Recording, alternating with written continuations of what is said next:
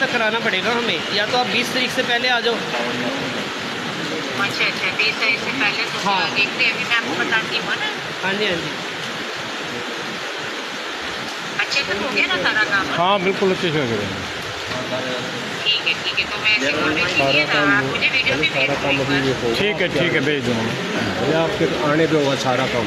हाँ बाकी तो आप आ लोगे जब होगा ना। ये संस्कार हुआ है, अभी तो संस्कार हुआ है।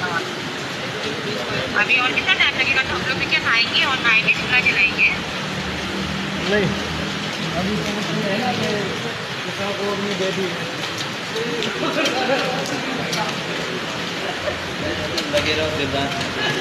नहीं चल रही है, नहीं चल रही है।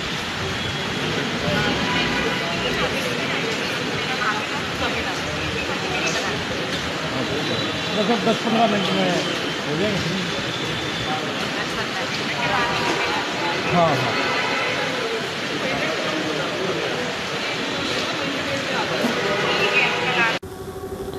जिन्हें कंधे पे बैठाकर पूरी दुनिया दिखाई, जिन्हें कंधे पे बैठाकर पूरी दुनिया दिखाई, आज कंधा देने वाली एक भी नहीं आई। कहने को तो 3 बेटियां थीं घर में, पर जब पिता की अर्थी उठी तो एक भी नहीं पाई। ये सच्ची घटना है और बहुत ही हृदय विदारक घटना है। बहुत ही मतलब वो एक प्रकार से भावुक कर देने वाली घटना है। सच्ची घटना है हरियाणा के सोनीपत की ये घटना है। घटना ऐसी है कि जब पिता जिंदा था तो हक मांगने सब आई।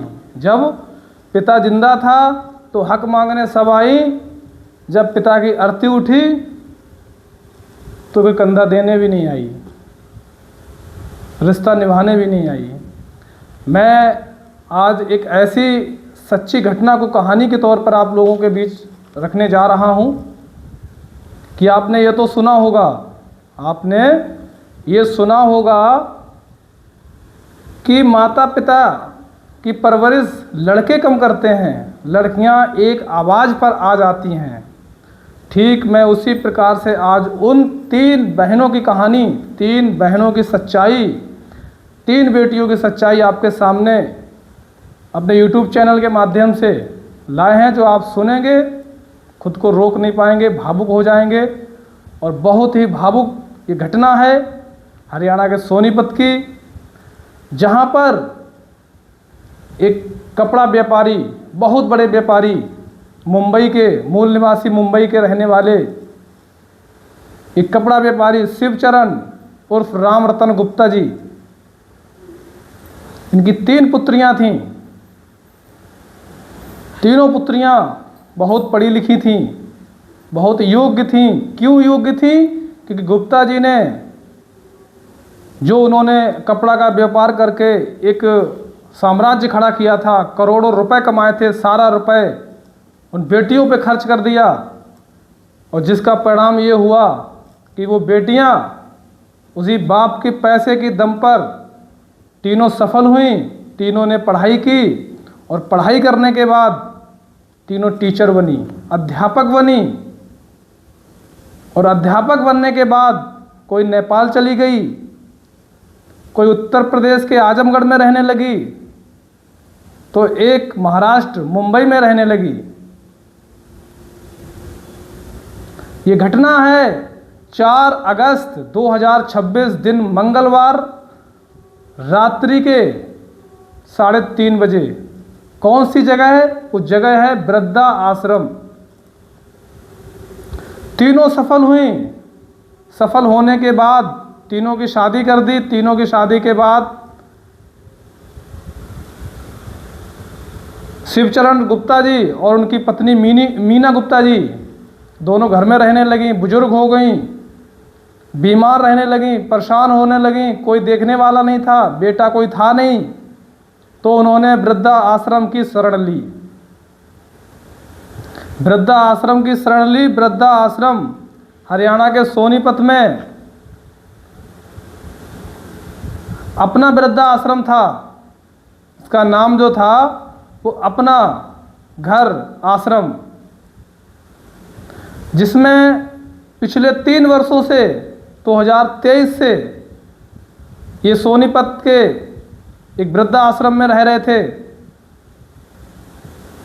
दोनों शिवचरण और मीना गुप्ता जी, व्यापार में हल्के हल्के कमी आई और शरीर भी साथ छोड़ने लगा। उम्र हो गई 74-75। जब कोई देखने वाला नहीं रहा तो उन्होंने क्या काम किया, वृद्धाश्रम का सहारा लिया। और सहारा लेने के बाद 4 तारीख 2026, जो अभी 4 अगस्त थी, दिन था मंगलवार, समय था 3:30 बजे रात्रि के, अचानक तबीयत खराब हुई। और तबीयत खराब होने के बाद उन्होंने अपनी बेटी, अपनी तीनों बेटियों को फ़ोन कर सूचना दी। वहाँ के आश्रम संचालकों ने, वहाँ के आश्रम कर्मियों ने सूचना दी कि आपके पिताजी की बहुत तबीयत खराब है, आप आइए, इनको देख आइए। इनकी आखिरी इच्छा है कि वे अपनी बेटियों को देखना चाहते हैं।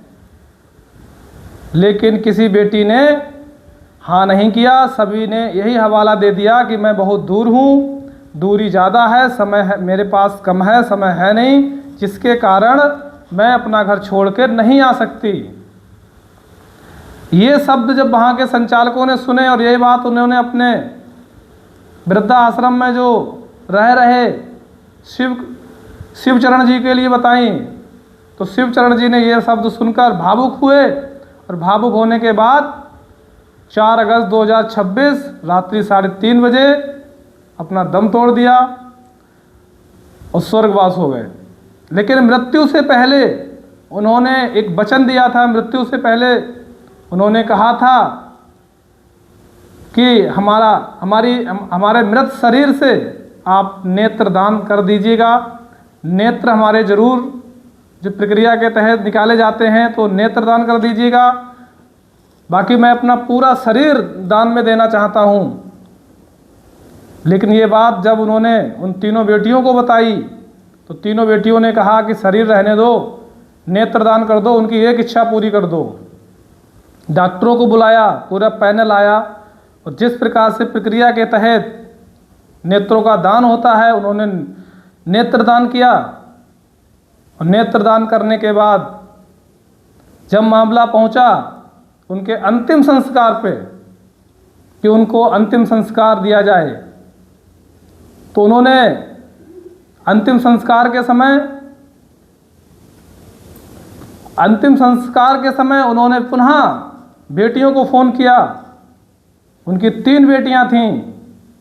सबसे बड़ी बेटी का नाम था अनीता गुप्ता, दूसरी बेटी का नाम निशा गुप्ता और तीसरी बेटी का नाम प्रिया गुप्ता। अनीता सबसे बड़ी थी, जो नेपाल में रह रही है। निशा जो उत्तर प्रदेश के जिला आजमगढ़ में रह रही है। और सबसे छोटी जो प्रिया है, वो महाराष्ट्र के मुंबई में रह रही है।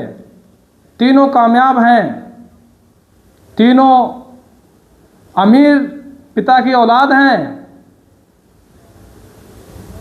मृत्यु के बाद जब उनको ये सूचना दी गई कि आपके पिता की मृत्यु हो गई है, आज सुबह शाम आपसे बात हुई थी, आप लोग देखने आए नहीं, तो उनकी मृत्यु हो गई। और मृत्यु में आप लोग अग्नि देने अंतिम संस्कार में आ जाइए, अंतिम संस्कार में शामिल हो जाइए। तो उनमें से सबसे बड़ी बेटी ने साफ इनकार कर दिया, अनीता ने, कि मैं नहीं आ सकती, दूरी बहुत है, मैं नेपाल में हूँ, मैं नहीं आ सकती। आप ऐसा करिए, ये 5100 रुपये हमारी तरफ से ले लीजिएगा और पिताजी के अंतिम संस्कार में जो सामग्री आए वो आप वहीं कर दीजिएगा, हमारे पास समय नहीं है। तीनों ने समय का हवाला देते हुए मना कर दिया। एक वो बेटियां जिनको पिता ने अपने कंधे पर बिठाकर पूरी दुनिया दिखाई थी, और जब पिता को उनकी ज़रूरत पड़ी तो एक भी नहीं दिखाई दी। और कहने को 3 थी बेटियां, पर जब अर्थी उठी तो किसी को नहीं पाया। जिंदा था पिता तो हक मांगती थीं, मृत्यु के बाद रिश्ता निभाने भी नहीं आईं। ये कलयुग की 3 बेटियां, इनकी ये सच्ची घटना हम आपको दिखा रहे हैं, जैसा कि ये अखबार भी इसका साक्षी है और एक वीडियो भी वायरल हुआ। उस वीडियो में सबसे बड़ी बेटी कह रही है कि आप वीडियो कॉल करके हमें दिखा दीजिएगा।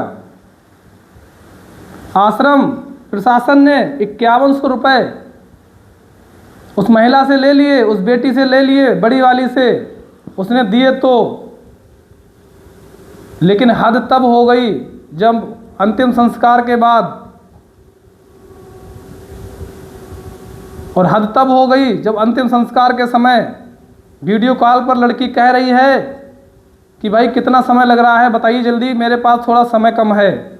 यानी अंतिम संस्कार में जो व्यक्ति वीडियो कॉल पर समय नहीं दे सकता है, वो व्यक्ति आएगा क्या। वीडियो कॉल पे ये बात कह रही है कि आप जल्दी कर लीजिएगा, कितना समय लगेगा। उसके बाद और देखिए सबसे बड़ी हद क्या हुई, सबसे बड़ी संवेदनहीनता क्या है इसमें, कि अंतिम संस्कार के बाद वही बेटियां ये कहते हुए नजर आईं, वही तीनों बेटियां, जब वृद्धा आश्रम प्रशासन ने फ़ोन करके उनको सूचना दी कि आप इनकी अर्थी, इनकी अस्थियां जो राख होती है, फूल होते हैं जिनको बोलते हैं हम लोग, आप इनकी अस्थियां लेने आ जाइएगा। तो अस्थियां लेने के लिए उन्होंने क्या कहा वो आपको मैं बताना चाहता हूं। उन्होंने ये कहा आश्रम प्रशासन से कि अस्थियां आप खुद प्रवाहित कर दो, हमें आने में कम से कम 20 दिन लग जाएंगे, और 20 दिन से पहले हमें छुट्टी नहीं है, हम नहीं आ सकते हैं। तो ऐसा करिए, आप अस्थियां आप वहीं प्रभावित कर दीजिए आप ही लोग। ये बात सुनकर, ये रुष्टपन देखकर उन तीनों बेटियों का आश्रम प्रशासन ने, जो महिला ने 5100 रुपये दिए थे, अनीता ने, बड़ी बेटी ने, उन्होंने मारे गुस्सा के मारे वो 5100 रुपये उसको वापस कर दिए। और उस बेशर्म बेहया बेटी ने वो 5100 रुपये बड़ा खुशी खुशी रख लिए। और देखिए किस प्रकार से ये जो वीडियो कॉल में अपने पिता की अंतिम संस्कार, अंतिम यात्रा में वीडियो कॉल के माध्यम से देखकर कितना खुश हो रही है। इसके चेहरे पर तनिक भी भावुकता नहीं है, तनिक भी आंसू नहीं है इसकी आंखों में। चेहरे पर क्या है इसके, एक भी सिसक नहीं है इसके आंखों पे। कितना पत्थर दिल होगा इन तीनों बेटियों का, जिस पिता ने इनको पढ़ाया, जिन पिता ने इनको लिखाया, जिन पिता ने इनकी शादी की, इनका अच्छा घर देखा। एक पिता जो मुंबई का कभी कपड़ा का बहुत बड़ा व्यापारी हुआ करता था, आज उस पिता की क्या स्थिति है, और इन तीनों को कोई फर्क नहीं पड़ता है। तो ये तो आपने कहानियां बहुत सुनी होंगी कि माँ बाप की कदर बेटी की अपेक्षा बेटा कम करता है, लेकिन यहाँ पर उसका कुछ उल्टा ही नजर आया है। जहाँ पर कहते हैं कि एक आवाज़ में बेटी आती है, वहाँ तो एक आवाज़ में नहीं, अर्थी में भी शामिल होने नहीं आई हैं 3 बेटियाँ। एक कारण और भी है इसका, और ये हद तब हो गई, इसकी हद तीनों की तब भी हो चुकी थी जब 24 अक्टूबर 2024 में इनकी मां मीना गुप्ता का भी देहांत वृद्धा आश्रम में हुआ था। और इसी वृद्धा आश्रम वालों ने जब सूचना देके फ़ोन किया, उस समय भी इन्होंने समय का और दूरी का हवाला देते हुए डायरेक्ट मना कर दिया। तो बेचारे उस समय यही शिवचरण उर्फ रामरतन गुप्ता जी ने अपनी पत्नी मीना गुप्ता का अंतिम संस्कार वहीं किया था। कोई भी रिश्तेदार, कोई भी बेटी, कोई भी दामाद उनकी पत्नी के अंतिम संस्कार में शामिल होने नहीं आया। और आज वही दिन खुद ये दिन उनके सामने आया, लेकिन वो इस समय को देख तो नहीं पाए, लेकिन जीते जी उन्होंने ये तो महसूस कर ही लिया कि किस प्रकार से हमारी बेटी जो है मैंने अंतिम इच्छा जताई कि उनको देखने कैसे भी करके देख ले आके, लेकिन इन बेहया बेशरम तीनों बेटियों ने रिश्ते को तार तार कर दिया, रिश्ते को शर्मसार कर दिया। ये कलयुग, ये तीन बेटियां जिन पर पिता फक्र महसूस करता है, जिन पर पिता ये फील करता है कि वाह क्या बात है, मुझे फक्र है कि हमारे घर में लक्ष्मी आई है। आज वही लक्ष्मियों ने पिता की देखिए क्या हालत कर दी, क्या माता पिता की हालत कर दी। लेकिन हाँ, इसके पीछे कहीं ना कहीं शिवचरण गुप्ता जी का भी हाथ कह सकते हैं, क्योंकि जब वह पैसे कमाने में इतने अंधे हो गए थे, पैसे कमाने की होड़ में इतने आगे निकल चुके थे कि उनको इतना समय नहीं मिला कि मैं अपनी बेटियों को, अपने बच्चों को अच्छे संस्कार दे दें। इसीलिए कहते हैं मेरे भाई, किसी के लिए वसीयत कराने से पहले, किसी भी बेटा बेटी, किसी भी संतान को वसीयत कराने से पहले एक बार उसको नसीहत जरूर दीजिए। और आपने नसीहत नहीं दी तो यही एक कहावत, एक कहानी बन जाएगी आपके साथ भी, जो शिवचरण गुप्ता जी के साथ हुई है। कहने को तीन बेटियां, तीनों शिक्षित प्रशिक्षित टीचर, कोई गरीब नहीं थी। जो व्यक्ति मुंबई का सबसे बड़ा कपड़ा व्यापारी हो सकता है, क्या वो बेटियां अपना किसी गरीब को नहीं करेंगे, अमीर को करेंगे? और यही कारण रहा कि अमीर बेटियां होने के बावजूद भी पिता की मृत्यु में कंधा देने छोड़िए, उनकी अस्थियां लेने तक को उनके पास समय नहीं था। और जब कहा प्रशासन ने, तो 20 दिन का हवाला देते हुए कहा कि अगर 20 दिन तक अस्थियां अगर वहाँ पड़ी रहें तो मैं 20 दिन के बाद आ सकता हूँ, और 20 दिन के बाद देखते हैं। तो प्रशासन ने साफ मना कर दिया कि हमें ना आपकी आवश्यकता है, ये 51 रुपये आपने डाले ये भी अपने वापस लीजिए। और पूरे विधि विधान के साथ उन लोगों ने अंतिम संस्कार किया और उस जिम्मेदारी को निभाया। लेकिन मेरे भाई, मैं इस वीडियो में अंत में ये जरूर कहना चाहूँगा कि इन्होंने जो ऐसा किया, एक दिन इनके सामने भी ऐसा वक्त आएगा कि तीनों बेटियां वृद्धाश्रम में होंगी, उनके पति वृद्धाश्रम में होंगे और उनके बच्चे भी वही करेंगे, क्योंकि संस्कार ना पहले थे ना आज हैं। तो ये बच्चों को क्या देंगे? और मैं कहना चाहेंगे इस समाज को अपने YouTube चैनल के माध्यम से कि सभी लोग अपने घर में अपने बच्चों को दादा दादी, बाबा, नाना नानी, इनके बारे में ज़रूर बताएं, उनके संस्कारों को ज़रूर बताएं, उनके कर्मों को ज़रूर बताएं। नहीं तो एक दिन वो वक्त आएगा कि आप संपत्ति कमाने की होड़ में इतने अंधे हो जाओगे कि अपने बच्चों को अच्छे संस्कार भी नहीं दे पाओगे, और एक दिन शिवचरण गुप्ता आपको भी बनना पड़ेगा। एक दिन मीना गुप्ता भी आपको बनना पड़ेगा। ये सारी कंडीशनें आपके सामने तब फेस करनी पड़ेंगी जब आपसे उनको संस्कार नहीं दे पाएंगे और पैसे कमाने की होड़ में रहेंगे। क्या कमी थी उनके पास? कोई पैसे कमी थी? नहीं थी। पैसे की उनके लिए कोई आवश्यकता नहीं थी, पैसा उनके लिए कुछ नहीं था, लेकिन संस्कार नहीं थे। क्या दूरी थी भाई? नेपाल से हरियाणा सोनीपत की दूरी कितनी है? 1100 किलोमीटर होगी। वो भी दूर रास्ते के अकॉर्डिंग, जैसे मान लो वो रास्ता तय करता है किस रास्ते से आपको जाना है। फ्लाइट से जा सकते थे आप, इतने संपन्न हो। गरीब ट्रेन से जा सकते थे। अब आजमगढ़ की दूरी कितनी होगी? 700-800 किलोमीटर होगी आजमगढ़ से हरियाणा सोनीपत की दूरी। जा सकते थे। जब 20 दिन का तुम अस्थियां उठाने का हवाला दे सकती हो, तो निवेदन भी कर सकती थी एक दिन का कि आज की जगह पर कल आप मैं पैसे भेज रही हूं, आप बर्फ़ मंगा लीजिएगा और इनकी डेड बॉडी को जरा सलामत रखिए, मैं कल सुबह तक पहुंच जाऊंगी हर हालत में। जा सकती थी, लेकिन नहीं, क्योंकि संस्कार नहीं थे, उनको सिखाया नहीं गया। जिस समय शिवचरण जी पैसों में अंधे थे, या शिवचरण जी जब पैसे कमाने में व्यस्त थे, तो उस समय ये तीनों बेटियां अपने भविष्य को तय कर रही थी। अपना जीवन जी रही थी, अपनी पूरी लाइफ एंजॉय कर रही थी, उस समय ये संस्कार नहीं दे पाए और जिसका नतीजा आज इनको भुगतना पड़ा। एक बेटी जो महाराष्ट्र के मुंबई में है, छोटी वाली प्रिया, कितनी दूरी होगी, 1000, 1200, 1300 किलोमीटर, चाहती तो आ सकती थी, लेकिन एक गलत होगी, दो गलत होगी, तीन की तीनों ऐसे संस्कार में पली। ये तो हम कह सकते हैं ये शिवचरण जी की गलती थी, मीना गुप्ता की गलती थी।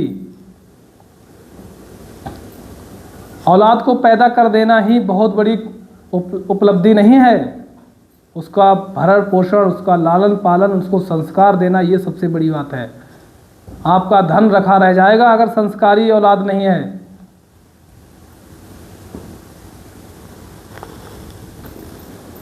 अंत में मैं एक शायरी भी कहूँगा, आप लोगों के बीच एक शायरी कहना चाहूँगा कि कोर्ट कचहरी के लिए समय है, बाप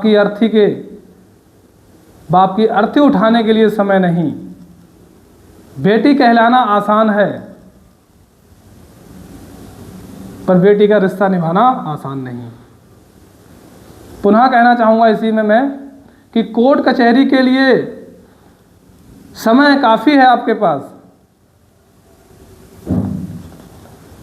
कोर्ट कचहरी के लिए समय था, पर बाप की मिट्टी के लिए फुर्सत नहीं।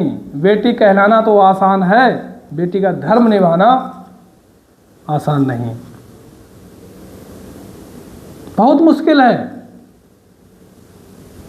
आप देख सकते हैं किस प्रकार से इन तीनों बेटियों की कहानी मैंने आप।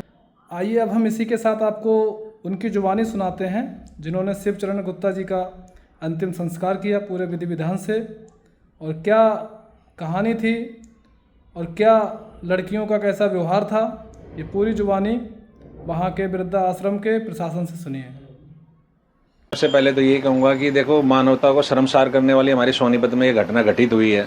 दाह संस्कार के दौरान जिस तरीके से हम दाह संस्कार कर रहे थे, तो हमने एक वीडियो कॉल के माध्यम से उन बच्चियों से संपर्क किया, और वीडियो कॉल पे मैं तो बड़ा दुख का विषय है कि उन बच्चियों के माथे पे सिनक तक नहीं थी, आंसू तक मैंने आंखों में नहीं देखे। मैं बिल्कुल सब कुछ लाइव देख रहा था वहाँ पे, लेकिन हम थोड़ा दाह संस्कार में बिजी थे, तो मतलब एक कलयुग का एक बहुत बड़ा मतलब अभिशाप है ये, मैं ये कहूँगा।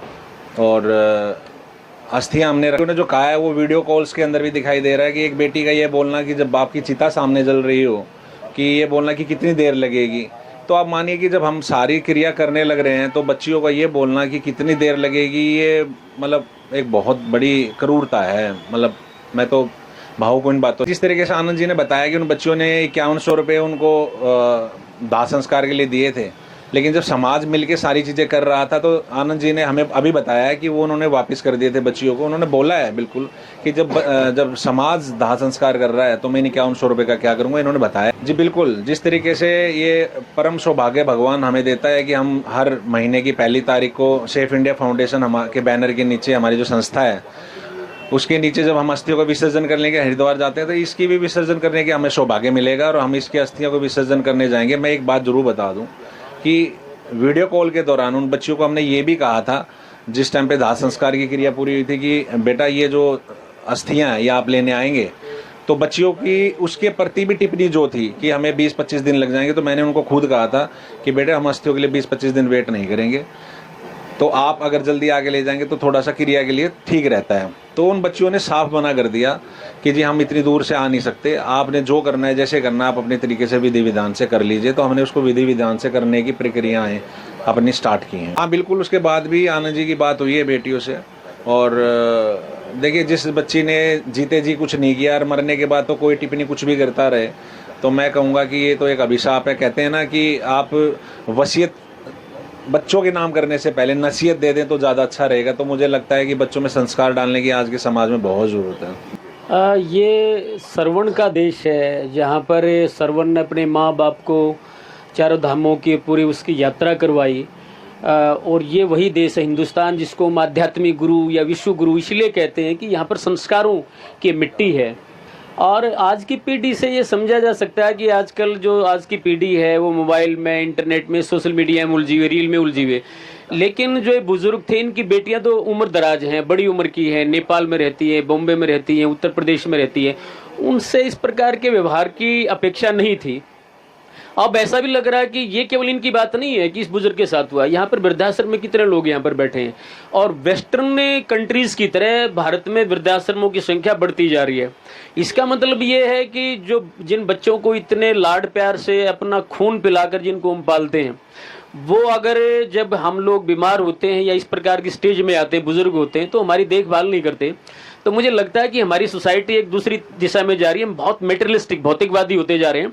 पैसा कमाना एक बात है, घर बनाना एक बात है, नौकरी करना एक बात है, बच्चों को उनके पैरों पर खड़ा करना एक बात है, लेकिन मुझे लगता है कि अगर परिवार को हम परिवार की तरह नहीं देखते, मतलब अगर कांटा एक को लगे तो दर्द दूसरे को, परिवार का मतलब ही होता। परिवार 4 लोगों का समूह नहीं है, बल्कि वो एक मोहब्बत का नाम है। तो मुझे लगता है कि हम लोगों को, पूरी सोसाइटी को इसके बारे में सोचना पड़ेगा। मैं टीचर हूँ, मेरा 1 घंटे का पीरियड होता है और मैं 10 मिनट हर रोज इस विषय पर बच्चों से जरूर बात करता हूँ। और मैं देखता हूँ कि लड़के आमतौर पर माँ बाप की परवरिश करने में थोड़ा सा पीछे हट जाते हैं, लेकिन बेटियों को आप एक कॉल पर वो उपलब्ध होती हैं। मैं पहले, हाँ, अब जैसे ज़माना बदलता है, पूरी दुनिया बदल रही है, तो बेटियां भी अब घर से बाहर निकल रही हैं, उनमें भी उस प्रकार के संस्कार आ रहे हैं जिस प्रकार से अभी हमने देखा। मुझे लगता है कि ये शर्मसार करने वाली बात है और इस प्रकार का व्यवहार नहीं होना चाहिए। हमारे बच्चों को इस प्रकार के संस्कार दिए जाने चाहिए। और असली, हाँ, निश्चित रूप से ये एक्चुअली एक दिन की घटना नहीं है, ये धीरे धीरे इस प्रकार की चीज़ें हमारे संस्कारों में ढलती जाती हैं। और परिवार को एक साथ बैठना चाहिए, एक साथ खाना खाना चाहिए, माँ बाप को अपने उनके पेरेंट्स के बारे में, दादा दादी के बारे में बात करनी चाहिए, उनकी सेवा भी करनी चाहिए।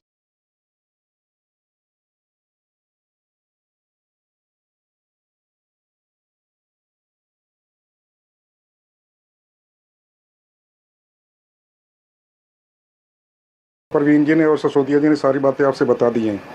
कहते कलयुग है, इसी को कलयुग कहते हैं। मैंने ये ज़रूर सुना था कि लड़के अपने माँ बाप से विमुख हो सकते हैं, लेकिन लड़कियाँ तो आधी रात को भी आवाज़ दो तो भागी आती हैं। कैसी विडंबना इस कार्य के अंदर जो कल घटित है। सारा शहर क्या, जिस आदमी से बात होती है कि ये ऐसा कलयुग आया ज़रूर था, लेकिन तो घोर कलयुग आ गया है। हमारा समाज पता नहीं किस ओर जा रहा है। जो ये घटना घटी है, ये घटना मैं चाहता हूं कि हमारे जो समाज सेवी लोग हैं, ये आने वाले बच्चों को कम से कम, हम अगर स्कूलों में जो दूसरी शिक्षा देते हैं ना, इस बारे में हमें स्कूल और कॉलेजों में ऐसी शिक्षा ज़रूर देनी चाहिए। ये परिवार को ऐसा नहीं कि गरीब परिवार था, इनके पास कोई ऐसा संसाधन नहीं थे कि ये अपने माँ बाप की सेवा नहीं कर पाए। अच्छा फला फूला परिवार था पहले। चलो, जैसे इन्होंने, आनंद जी ने बताया कि लड़कियाँ रखने के लिए तैयार थी, लेकिन वो उनके अंदर स्वभाव था कि मैं नहीं वहाँ लड़कियों के पास रहना चाहता। लेकिन जब ये अंतिम समय में, ये तो होता है ना, उन्होंने कहा भाई मेरा पास टाइम बहुत दूर है। 4 दिन पहले जब बीमार हुई तब भी आनंद जी ने उनको कह दिया कि आपके पापा जी बीमार है, एक बार आके आप उनसे मिल लो। लेकिन उनका जवाब था कि नहीं, हम फिर देखेंगे।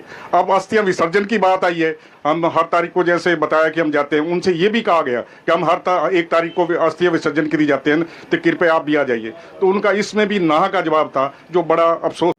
एक वीर जी हैं, इनसे भी पूछते हैं क्या है मामला। और ये वो लोग हैं जो लोग वृद्धाश्रम में शिवचरण गुप्ता जी के साथ में रहते थे। ये सभी लोग जो दिखाई दे रहे हैं आप, बुजुर्ग लोग, महिलाएं और बुजुर्ग, ये सभी बेचारे वृद्ध आश्रम में हैं। सभी अपने परिवार से, अपने बच्चे से पीड़ित हैं। और ये किस प्रकार से आप देख सकते हैं कैसे लाइन से बैठे हैं। थोड़ी सी भी दया नहीं आ रही। देखिए बुजुर्ग महिला भी है, ये बुजुर्ग चाचा भी हैं इसमें सामने। देखिए किस प्रकार से, ये सब बहुत अच्छे अच्छे घर से घराने से हैं। इनकी ये स्थिति है, इसीलिए कहते हैं। एसटियाँ लेने के लिए उन्होंने पहले बोला था कि एसटियाँ लेने के लिए हम आएंगे। मैंने कहा ठीक है, 15-20 दिन तक आप आ जाओ। फिर उन्होंने कहा कि अंकल अब तो पापा भी नहीं रहे और एसटियाँ आप ही विसर्जित कर देना, तो अब हम करेंगे क्या।